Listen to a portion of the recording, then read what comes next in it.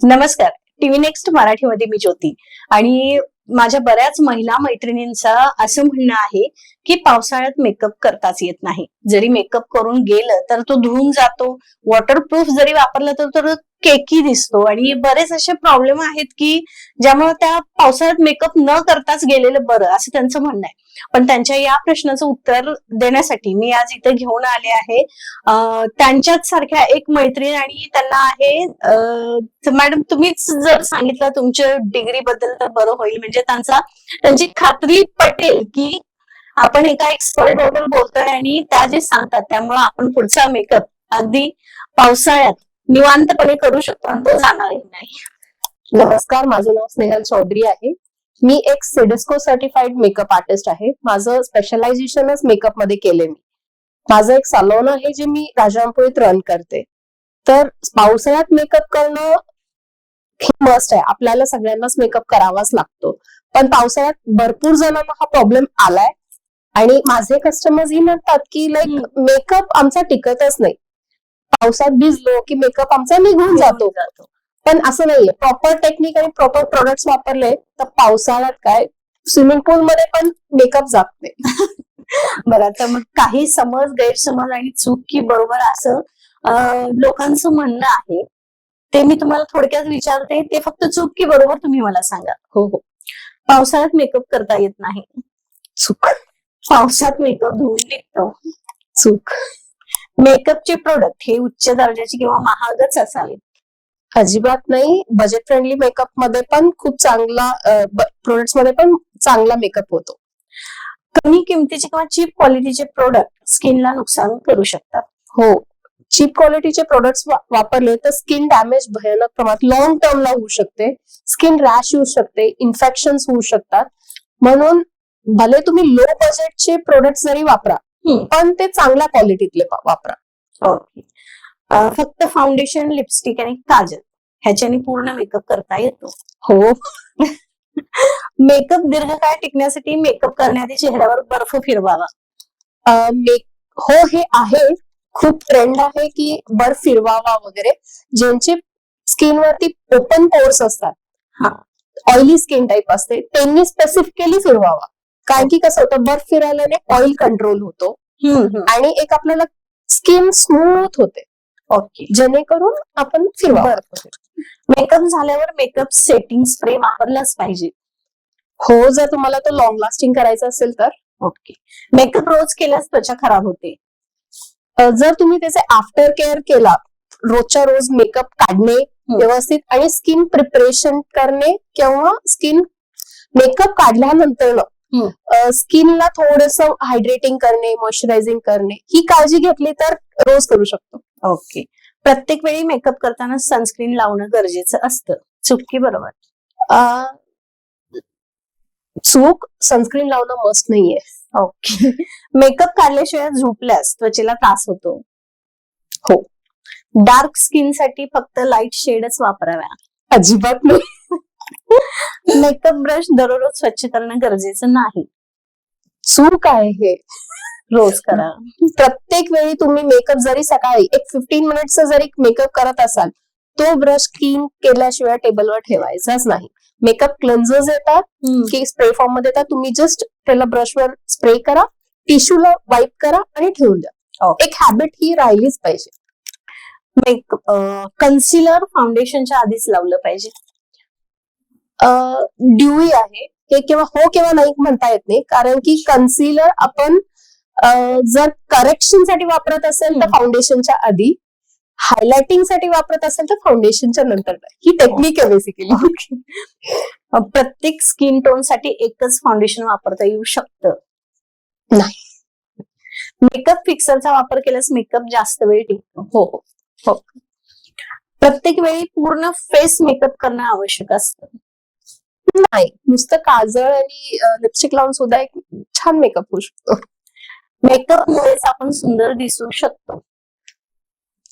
नाही, असं काही नाहीये. तुमचा चेहरा, तुमच्या चेहऱ्यावरचा ग्लो हे सगळ्यात महत्वाचं असतं.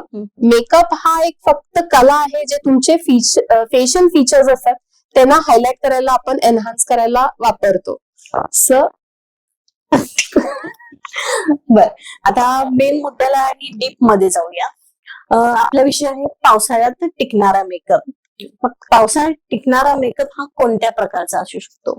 ओके, पावसाळ्यात टिकणारा मेकअप दोन प्रकारचे असतात बेसिकली. एक असतो वॉटर रेझिस्टंट मेकअप अच्छा. आणि एक असतो वॉटरप्रूफ मेकअप. टर्म्स आहेत हे बेसिकली. वॉटर रेझिस्टंट तुम्हाला 4 ते 5 तास पर्यंत लॉंगेव्हिटी देतो ओके. आणि वॉटरप्रूफ मेकअप 8 ते 9 तासापर्यंत तरी देतो. म्हणजे जितका लॉंग टर्म देऊ शकतो. दोन्हीमध्ये प्रोडक्टचा फरक असतो. मग वॉटरप्रूफ प्रोडक्ट कोणते वापरावेत? वॉटरप्रूफ मेकअप प्रोडक्ट्स वापरावे म्हटलं तर स्पेसिफिकली कंपनीज भरपूर आहेत. वॉटरप्रूफ मेकअप फाउंडेशन्स, वॉटरप्रूफ काजळ वगैरे. आपण जर सिलेक्ट करायचं आपल्या भागात जे अवेलेबल आहे तर ब्रँड्स आपले वॉटरप्रूफ प्रोडक्ट्स कसे सिम्बलाइज करतात तर long lasting makeup, long wear makeup, foundations वगैरे, जे हे लॉंग वेअर वगैरे असे टर्म्स जे वापरले जातात, ज्या प्रोडक्ट्स वर हे टर्म्स असतात तसे वापरावे. किंवा तुम्ही त्याचे इन्ग्रेडियंट स्टडी करू शकता, ज्याच्यामध्ये सिलिका आहे, पॉलिमर्स आहेत. हे वॉटरप्रूफ प्रोडक्ट असतात. ओके. आणि वॉटर रेझिस्टंट? वॉटर रेझिस्टंट पण तेच असतात, पण क्वांटिटी कमी असते पॉलिमर्स आणि सिलिकाची. ओके. मग ह्याच्यामुळे ह्या दोन्हीपैकी चांगले कुठले? दोन्हीही चांगले आहेत.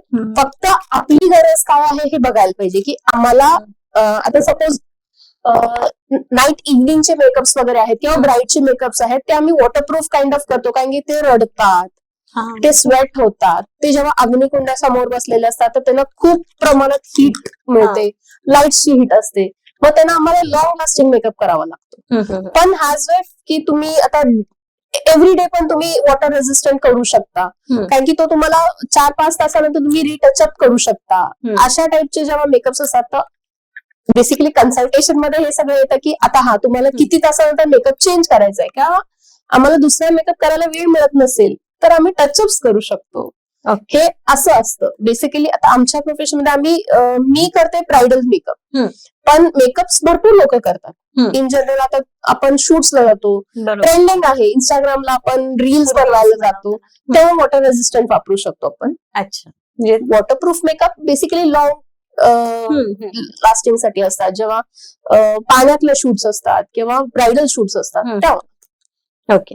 म्हणजे वॉटरप्रूफ मेकअप हा घाम येतो ज्यांना जास्त त्यांनी पण वापरावा आणि पाण्यात जाणार आहेत त्यांनी.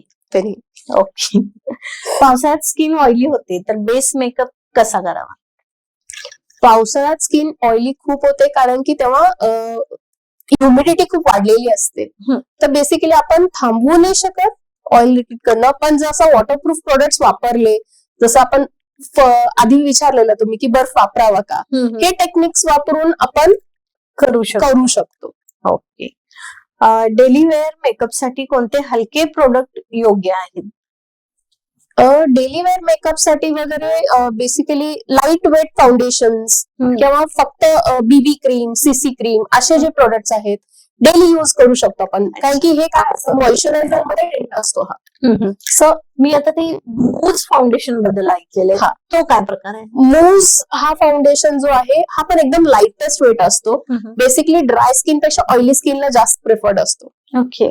मग तो क्रीम बेस मध्ये असतो. तो ऍप्लिकेशन ही इझी होतं आणि कव्हरेज ही पूर्ण देतो. ओके.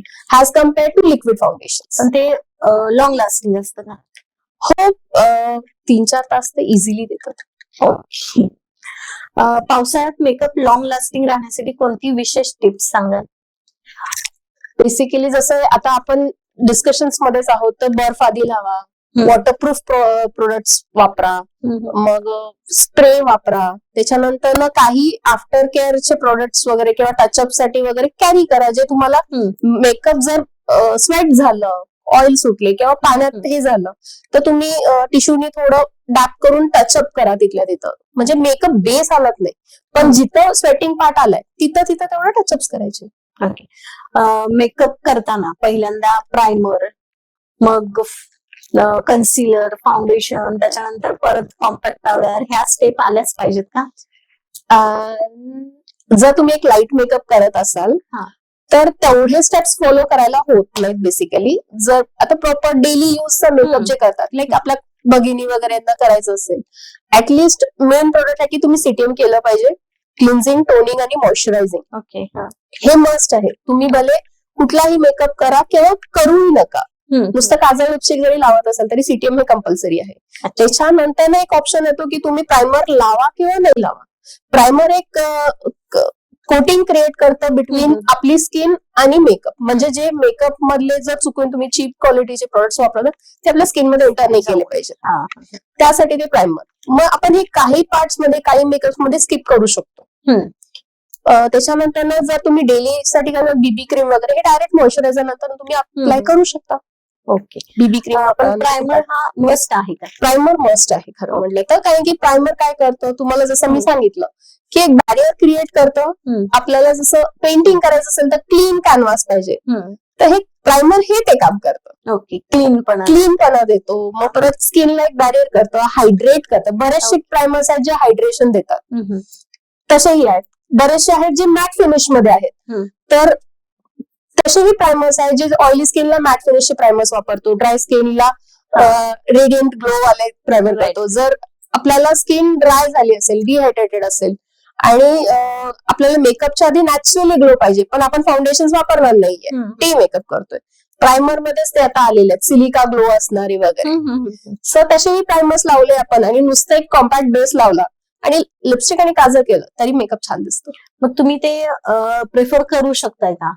असे सिलिका प्रोडक्ट्स असलेले त्याच्यावर शिमर इफेक्ट जे देतात, स्मॅश बॉक्स आहे, पीएसीचे आहेत, फॅलॉन, फॉरएव्हर 52 हे सगळे ब्रँड्स आहेत जे चांगलेही आहेत.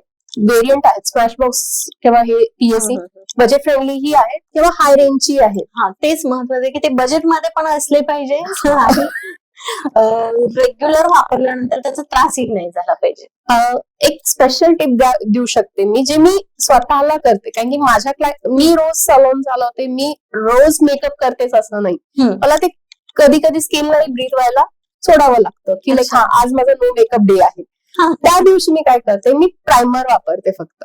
ओके. ल्युमिनेटिंग प्रायमर्स वापरायचे आणि ते फक्त प्रायमर लावून तुम्ही एक जस्ट पावडर लावते आणि काजळ लिपस्टिक एवढे करते. लिटरली मला विचार, तुमच्या चेहऱ्यावरचा ग्लो हा कसा आलाय? तुमचा नॅचरली एवढा ग्लो करतो?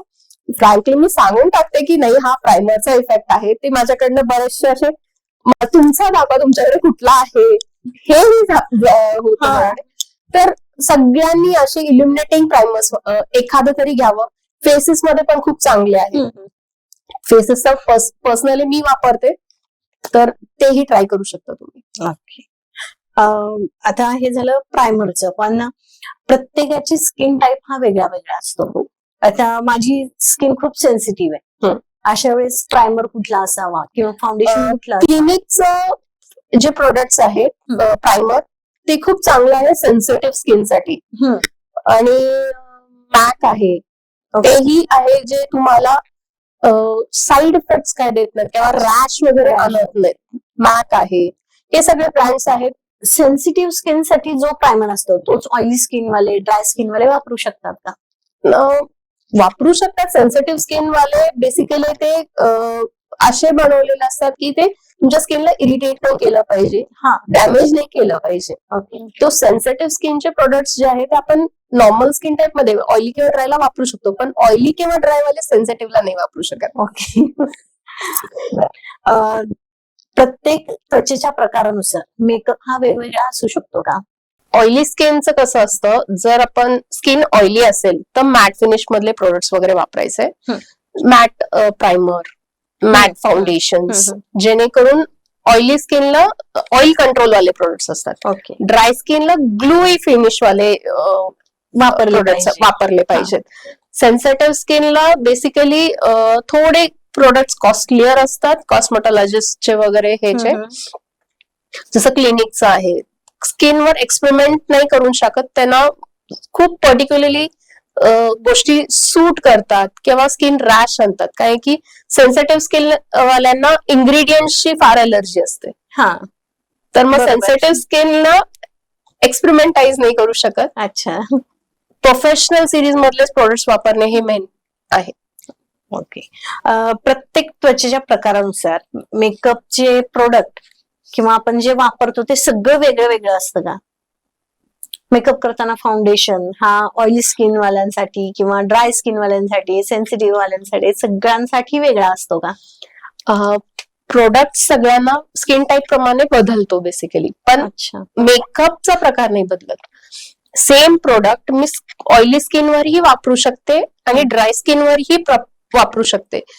मेजर डिफरन्स येतो तुम्ही तुमची स्किन कशी प्रेप करताय. ओके. प्रिपरेशन करणं स्किनचं म्हणजे बेसिकली तुम्ही त्यांना क्लिन्झिंग, टोनिंग, मॉइश्चरायझिंग कुठल्या प्रोडक्ट्सनी केलेलं आहे. सेम ॲज ड्राय स्किनला कुठलं केलंय. ड्राय स्किनला आपण इल्युमिनेटिंग, मॉइश्चरायझिंग, हायड्रेटिंग असे प्रोडक्ट्स वापरतो. ड्राय स्किनला मॅट फिनिश मध्ये. मग प्रोडक्ट्स कसं, आता foundation suppose for example me forever 52 has a foundation घेतलं. मी ते ऑइली स्किनलाही वापरते, मी ड्राय स्किनलाही वापरते. इफेक्ट कसा द्यायचा त्याप्रमाणे. अच्छा. आता हे जे आपण कसं आहे की हे प्रोडक्ट एकतर खरं तर महाग असतात, ते आपण घेऊन ठेवलेलं असतं आपल्या स्किनच्या टाईपनुसार, पण पावसाळ्यात परत हेच प्रोडक्ट आपण वापरू शकतो का? हो, वापरू शकतो. पावसाळ्यात आपली स्किन थोडीशी ऑइली होऊन जाते, तर जेव्हा आपली स्किन ऑइल सिक्रेट करत असते तेव्हा आपण प्रायमर्स वापरायचे मॅट फिनिश मध्ये, किंवा मॉइश्चरायझर्स जे वापरतो आपण क्रीम बेसचे समरमध्ये, क्रीम बेसचे मान्सून मध्ये वापरायचे आणि जेल बेसचे समर मध्ये वापरायचे. अच्छा, फक्त प्रायमर चेंज करायचं आपल्याला मेकअप करताना. हा, कारण की हाय एंडचे फाउंडेशन वगैरे प्रत्येक वेळी सीझन वाईज आपण नाही बदलू शकत. तर फिक्स अँड ट्रिप्स वापरावे लागतात. की माझं स्किन खूप ऑइली होते फ्रिक्वेंटली, तर मी खूप ऑइली होते तर मी पहिला स्प्रेने, फिक्सर्सनी वगैरे पहिला स्किन टोन करून घेणार. की मला एक आयडियल फेस पाहिजे कुठलाही मेकअप करण्यासाठी, तर तशा आयडियल फेस मध्ये आणावा लागतो तो. की सपोज आता माझं खूप ड्राय झालेलं आहे, विंटर सीझन आलेलं आहे, स्किन पील होती माझी, ड्रायनेस, एक्स्ट्रीम ड्रायनेस येते, मग मी त्याला हायड्रेट करणार, म्हणजे मी त्याला मॉइश्चरायझर करणार, किंवा मेकअप मला सुरू करायच्या आधी मी त्याला मास्क लावेन, हायड्रेटिंग मास्क लावेन. जर समर मध्ये माझी स्किन खूप ऑइली झालेली आहे, स्पेसिफिकली टी झोन खूप ऑइली होती अशा लोकांची, त्या टाइमला मी त्याला फिरवेन, आयलॅशेस लावेन, जेणेकरून क्रीजेस नाही यायला पाहिजे, तो टेक्स्चर नीट झाला. पावसाळ्यात ह्युमिडिटी वाढते, म्हणजे ग्रीसी पण होतो चेहऱ्यावर खूप. अशा टायमिंगला जेल बेस्ड प्रोडक्ट वापरायचे. ओके. फाउंडेशन तर आपण स्किन प्रमाणे घेतलेला नसतो, त्याच्या आधी मग क्लिन्झिंग करायचं, क्लिन्झर प्रॉपर छान करायचा, टोनिंग करायचं. मॉइश्चरायझरच्या ऐवजी सिरम्स येतात, सिरम्स वापरा मग तुम्ही. ओके. ते वॉटर बेस्ड असतात. ओके. मग तुमची स्किन प्रेप झालेली आहे, आता तुम्ही फाउंडेशन लावू शकता. ट्रेस कुठे येतात की आता नंतर एखाद्या टायमिंगला स्वेटिंग होते, ब्लॉटिंग पेपर वगैरे युज करा, जेणेकरून एक्सेस ऑइल जे होते ते फक्त टचअप काढून टाकायचं, किंवा फॅन खाली तो नॅचरली ड्राय करायचा. मग तिथल्या तिथं जिथं जरा स्मज झालेलं आहे तिथं स्पॉनने किंवा ब्रशने थोडस टचअप्स करायचे. आता तुम्ही सांगितलं त्या स्टेपनी व्यवस्थित मेकअप केला, प्रायमर वगैरे सगळं जेल बेसचा लावून, आणि त्यानंतर आपण बाहेर गेल्यानंतर पावसात थोडस भिजलो, तर त्या मेकअपचा पावसात जायच्या आधी आपण वॉटर फिक्सर्स लावायचे, मेकअप फिक्सर्स लावायचे. अच्छा. एक ड्रास्टिक चेंज होतो, ते एक फिल्म क्रिएट करते. आणि प्लस तुम्ही but of base waterproof makeups वगैरे प्रोडक्ट्स वापरले असतील, कारण की आता मॅक्झिमम तसेच येतात. टेक्निक आहे, क्रीम लावला तुम्ही, फाउंडेशन लावलं, हे क्रीम बेस असतात, जेल बेस, वॉटर बेस असतात. हे लावल्यानंतर तुम्ही त्याला पावडरनी कॉम्पॅक्ट करायचं, सील करायचं पावडरनी, म्हणजे तो फिक्स होतो. आणि त्याच्यावर जरी तुम्ही वॉटरनी स्प्रे करून हे केलं तर तो फिक्स होऊन जातो, पाणी पडलं तरी काही हरकत नाही. अच्छा.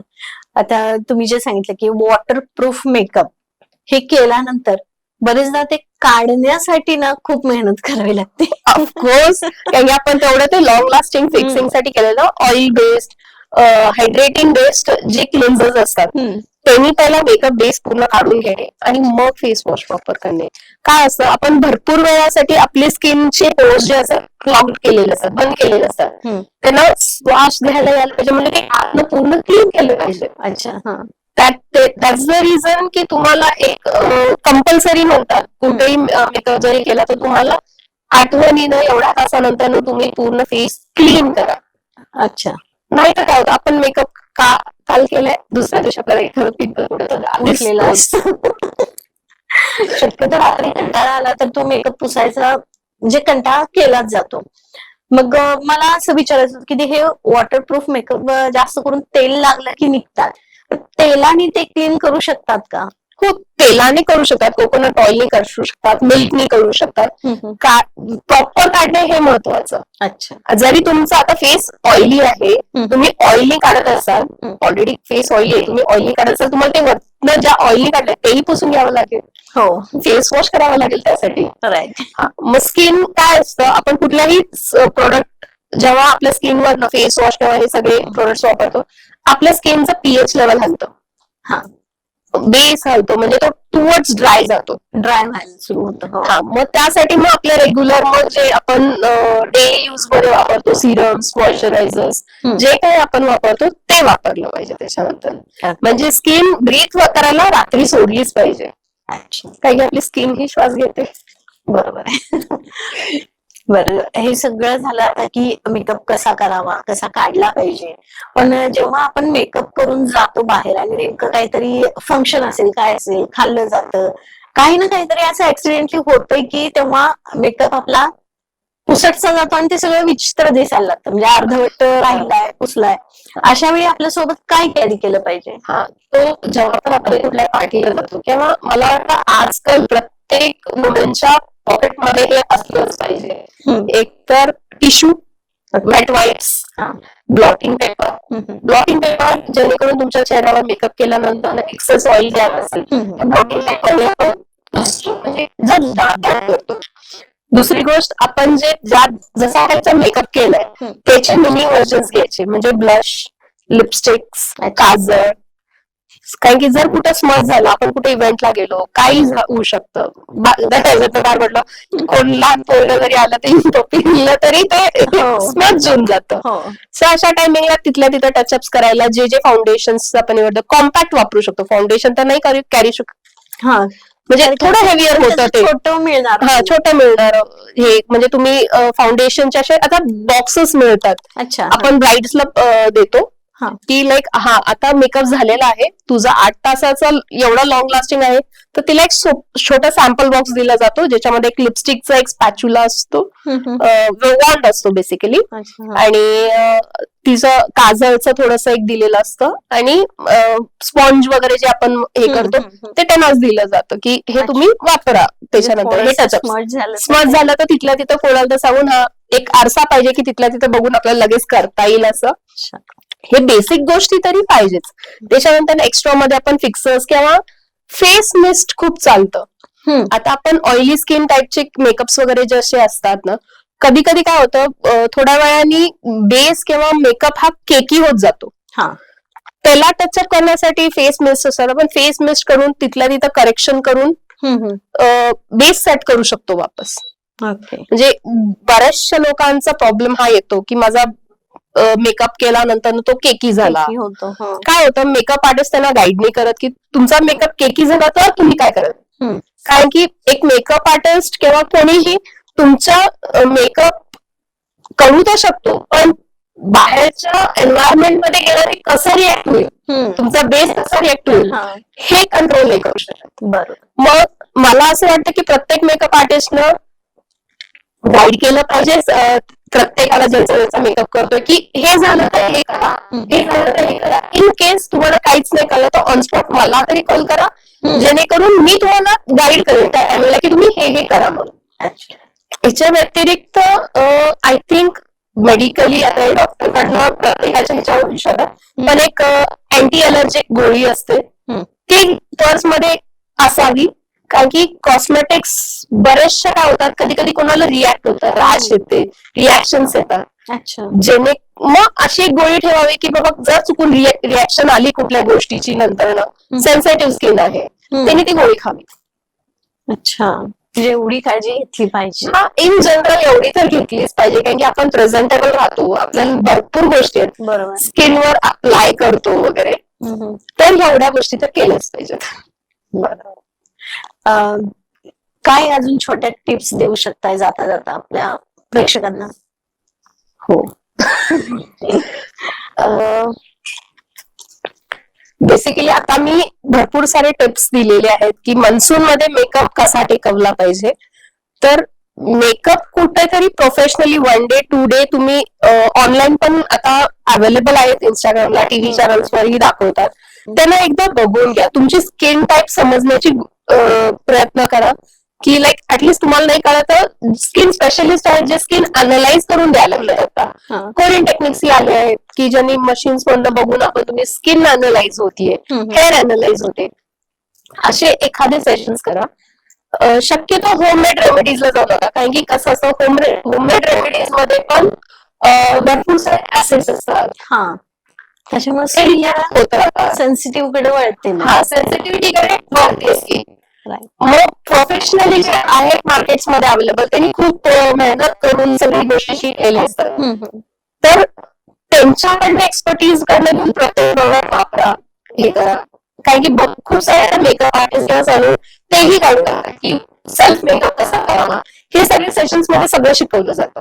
डर्मॅटॉलॉजिस्टचा सल्ला तुम्ही द्याल का मेकअप साठी? हो, डर्मॅटॉलॉजिस्ट वगैरे आता परमनंट मेकअप करायला लागलेत. परमनंट लिपस्टिक, परमनंट आयलायनर, हे सगळं त्यांनी आता परमनंट गोष्टीकडे गेलेले आहेत. 1 year 2 year लॉंग लास्टिंग असतात. Permanent eyebrows. डर्मॅटॉलॉजिस्ट आता इतके हाय स्किल्ड आहेत, त्यांच्याकडे इतक्या हाय मशिनरीज, इक्विपमेंट्स आहेत, टेक्नॉलॉजी इतकी वाढली आहे की तुम्हाला ते परमनंट करून देऊ शकतात. कोणाला आयब्रोज नाहीयेत, नाहीच आहेत, किती वेळा पेन्सिल लावणार तुम्ही? परमनंट केलं 2 वर्षापर्यंत टिकू शकतात ते. अच्छा. सो डर्मॅटॉलॉजिस्ट सगळ्यात त्यांना कीन नॉलेज असतो आपल्या स्किन केअरचा आणि ह्याचं, they can suggest you better also. तर स्नेहल मॅम, तुम्ही आमच्या स्टुडिओमध्ये आलात आणि आमच्या प्रेक्षकांना खूप छान अशी माहिती तुम्ही दिलीत, त्याबद्दल तुमचे खूप खूप धन्यवाद. आणि अशाच वेगवेगळ्या माहिती तुम्हाला जर पाहिजे असतील तर आम्हाला कमेंटद्वारे नक्की कळवा.